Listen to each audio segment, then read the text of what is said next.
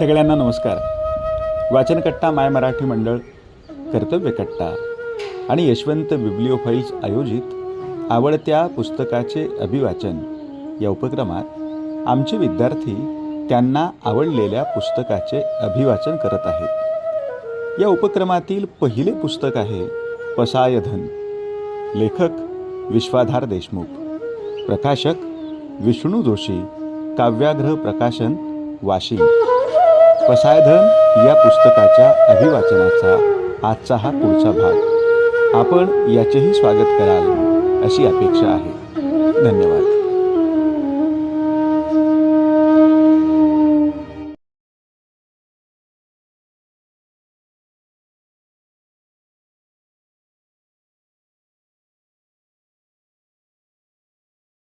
नमस्कार. आज दुसरा लेख, पराभूत न होणारा जिद्दी म्हातारा. काही समज हे जणू सत्याचे रूप घेऊन जगभर प्रचलित असतात. त्यातलेच हे काही. वय वाढलं की शरीराचा वेग मंदावतो आणि मनाचा आवेगही. वाढत्या वयाबरोबर लढण्याची ईर्ष्या कमी होते आणि जिंकण्याची भूकही. म्हणून तर कात्रे थकली की शस्त्रे खाली ठेवण्यात शहाणपण असते. हे सर्वसाधारण समज सत्यात उतरविण्याच्या प्रयोगांचे सर्व क्षेत्रीय दाखले देता येतील. तुर्तास आपण 2018 मध्ये झालेल्या विश्वचषक फुटबॉल स्पर्धेतील घडामोडींचे उदाहरण घेऊ. तर या स्पर्धेच्या बाद फेरीत मोठा उलटफेर घडला. विश्वचषक विजेतेपदाचे प्रबळ दावेदार मानल्या गेलेल्या अर्जेंटिना आणि पोर्तुगाल या दोन्ही देशांच्या संघांना बाद फेरीतच गारद व्हावे लागले. खरे तर या संघाच्या पराभवासाठी अनेक गोष्टी कारणीभूत, परंतु समाज माध्यमांतील चर्चाविश्व व्यापून राहिले ते लिओनेल मेसी आणि रोनाल्डो या प्रतिभावान पण वय वाढलेल्या खेळाडूंच्या गोल करण्यातील अपयशाभोवती. तथाकथित क्रीडा समीक्षकांच्या मते फुटबॉल हा तरुण वयाचा, लवचिकतेचा, चपळाईचा, वेगवान हालचालींचा खेळ. म्हणून शरीर आणि मन तंदुरुस्त आणि बुद्धी तल्लख असेल तरच तो जिंकता येतो. मात्र फुटबॉलच्या वेगवान खेळासाठी मेसी आणि रोनाल्डो या दोघांचंही वय वाढलेलं. परिणामी त्यांच्या शरीराचा वेग मंदावला आणि मनाचा आवेगही.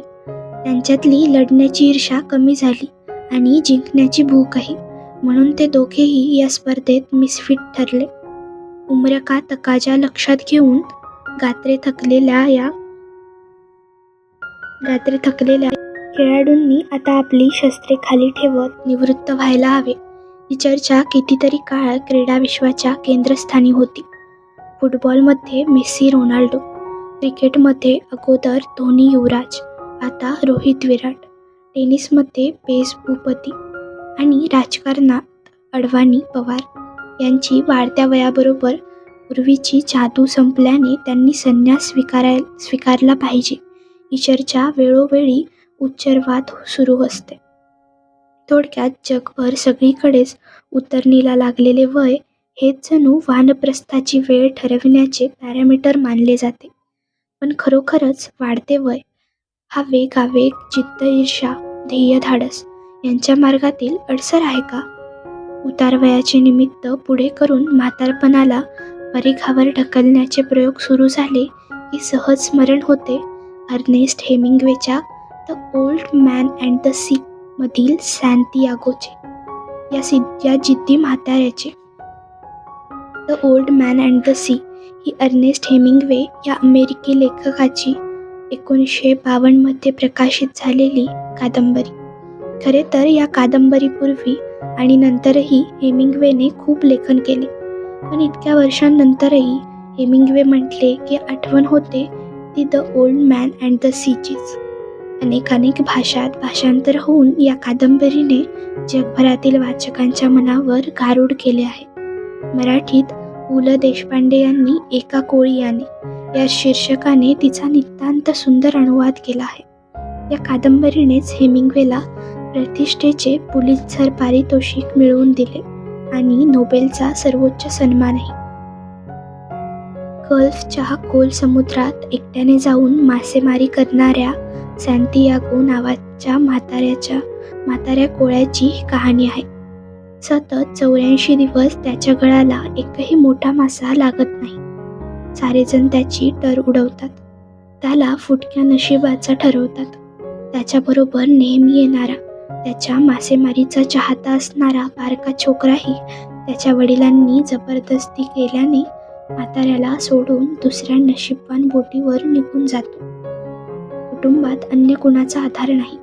जवळपास 3 महिने जाळ्यात मासा गावलेला नाही. साधे सोबतीलाही कुणी नाही.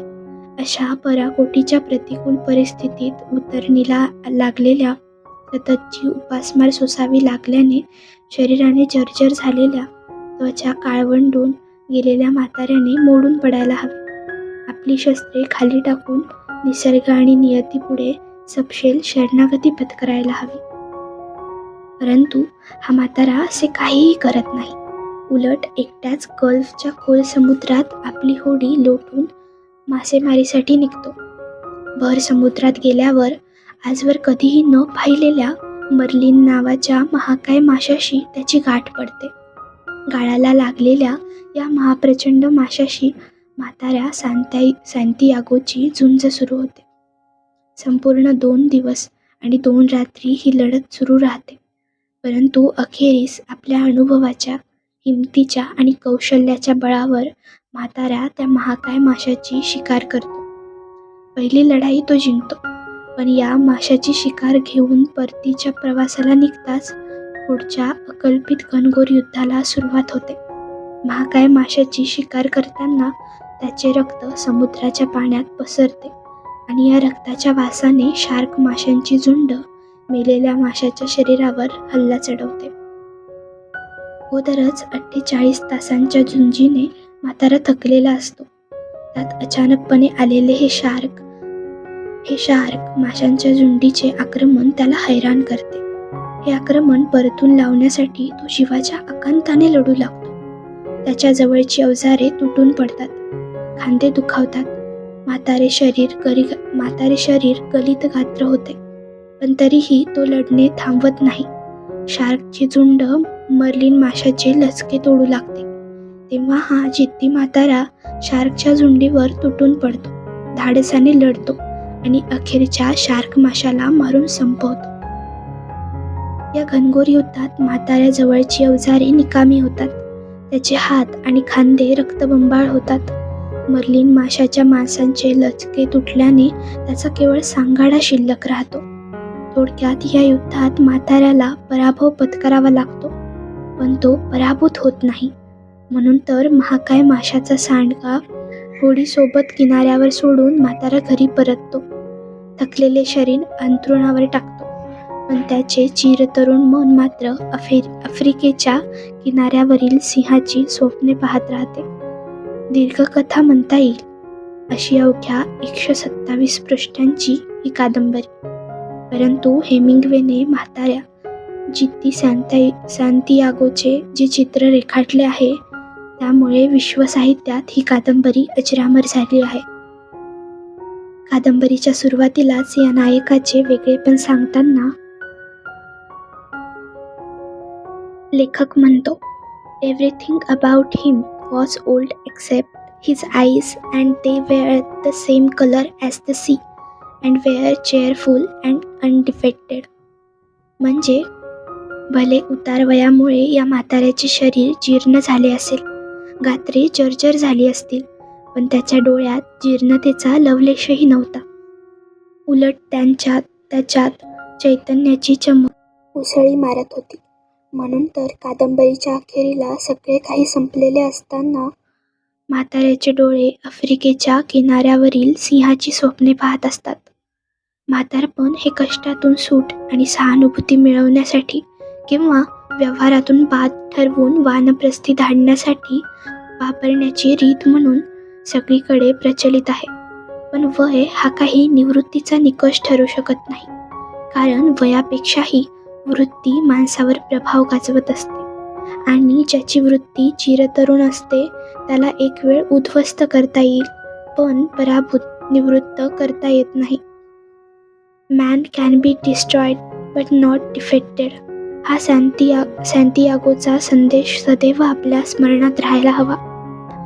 कोविड-19च्या गात्री गलीत खिळखिळी करून टाकणाऱ्या आजाराशी चिवट झुंज देऊन मोठ्या दिमाखात परतलेल्या ओल्ड वॉरियर्सकडे पाहिले की हा सार्वत्रिक समज बाजूला पडून माझ्यासमोर सॅन्टियागोचे चित्र ठळक व्हायला लागते.